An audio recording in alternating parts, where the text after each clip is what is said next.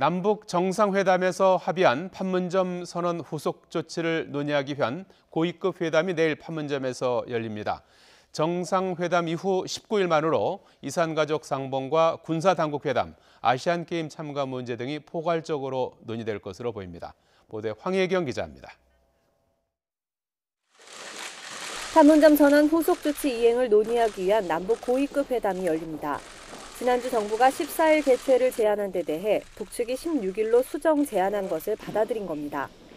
우리 측은 조명균 통일부 장관이, 북측은 조 장관의 카운터파트인 리선권 조국평화통일위원회 위원장이 수석 대표로 참석하기로 했습니다.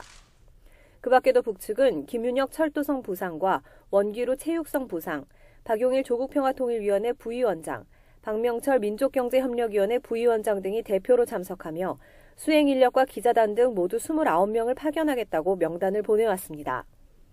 회담 테이블에 오를 의제는 이산가족 상봉부터 군사회담 일정과 6.15 공동행사 등 매우 다양할 것으로 전망됩니다.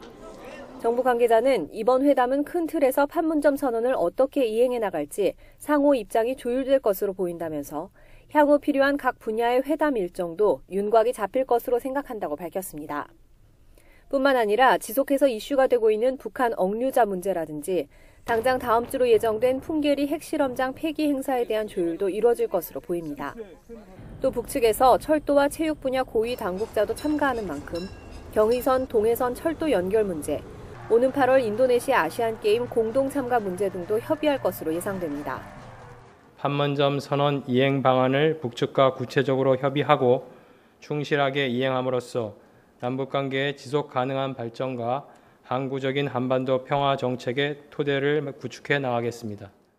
남북 정상회담 이후 최대한 빠른 시일 안에 열기로 했던 고위급 회담이 지연되면서 자칫 판문점 선언 이행 동력이 떨어지는 것 아니냐는 우려도 제기된 가운데 열리는 이번 회담으로 남북 합의사항 추진 일정이 탄력을 받을 수 있을지 주목됩니다.